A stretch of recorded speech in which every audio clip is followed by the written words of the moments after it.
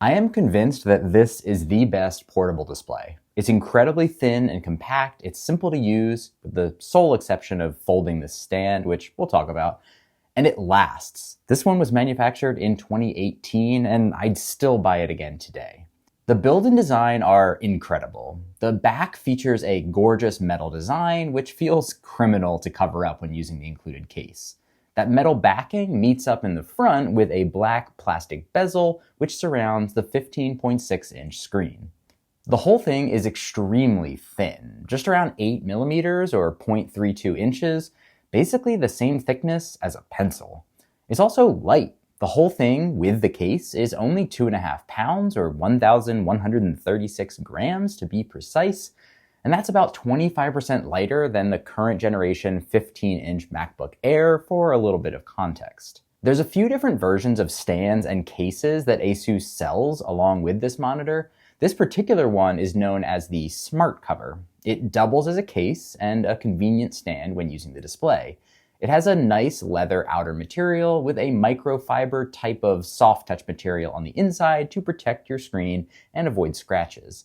It's held up well over time, doesn't add much in terms of thickness, and adds just enough protection to inspire confidence when traveling.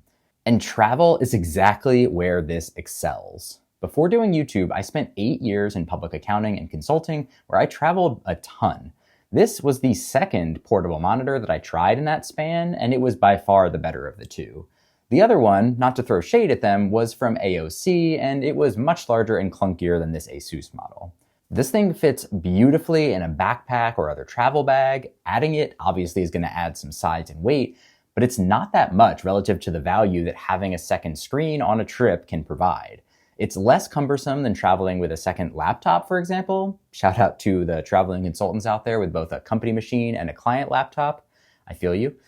Even if you're not traveling, this monitor can be helpful to expand a work from home setup when needed, but then easily store it away when it's not in use. Really any application where you need a second display and are tight on space, this thing is perfect. Getting the Smart Cover set up is the only place where someone could reasonably struggle with this product. It's a folding magnetic case that can feel like you're trying to do origami for the first time when you pick it up. I'm going to help you to get through it easily though. There's a few key things to look for. Number one, find the ASUS logo on the Smart Case and the matching ASUS logo on the back of the monitor. Attach that part of the Smart Case to the top of that side with the logos going in the same direction. Now on the other side, find the two arrows that point at each other. Folding the case inward, align those two arrows so that they touch. Now, you'll see two numbers with alignment lines at the bottom.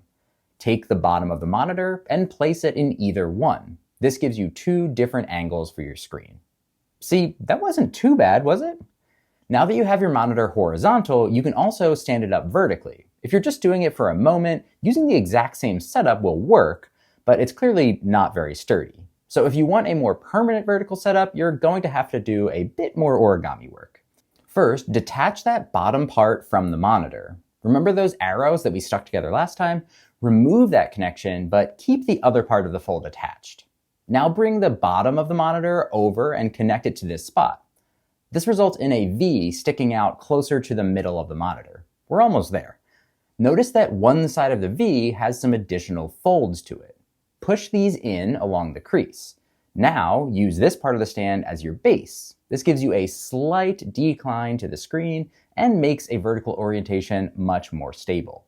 Though still way less stable than the horizontal one, so unless you have to use it vertically, I'd probably recommend using it horizontally. Now, believe it or not, there is one more way to support this screen.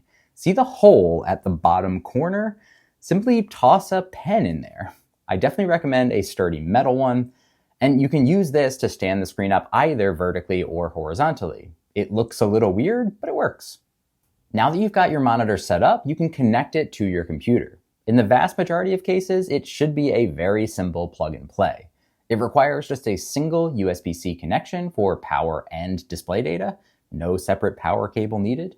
The USB-C port you use must support DisplayPort Alt mode in order to send a display signal to the device. Most devices these days seem to support this no problem, but just know that not every USB-C port in the whole world will work. So double check your device before buying if you're concerned about it. The current model also advertises USB-A compatibility with an included adapter. Just note that in order to make that work, you'll need to install some DisplayLink software. I don't recall my model coming with that, though it was a long time ago, so I'm not 100% certain. So it should work with a USB-A port if you really need it. I just haven't tested it personally. And since pretty much every modern device has USB-C at this point, there's probably not that many of you concerned either way. There's 3 buttons on the front of the display, a power button on the right, and 2 settings buttons on the left. The 2 settings buttons allow you to navigate a full settings menu to adjust the display, including adding an optional blue light filter to help with eye strain if you're using this for long hours. Finally, there's no built-in speakers, which I much prefer. If they tried to put some speakers in this thing, they'd either be horrible or would compromise the thin design. So I'm glad it's not there, but just calling it out to make sure you know. The display on the ZenScreen is surprisingly solid. It's an IPS display, the main benefit of which in this case is wide viewing angles. So if you're in a work setting and need to show your screen to multiple colleagues, it's pretty easy to do so. The flip side of that is that if you want privacy from people seeing your top secret work, you won't get it on this display. Now, the ZenScreen uses a standard 16:9 aspect ratio, which is just the exact aspect ratio of basically every other monitor you're going to look at that's not an ultra-wide. It has a full HD or 1080p resolution with an advertised refresh rate of 60 Hz.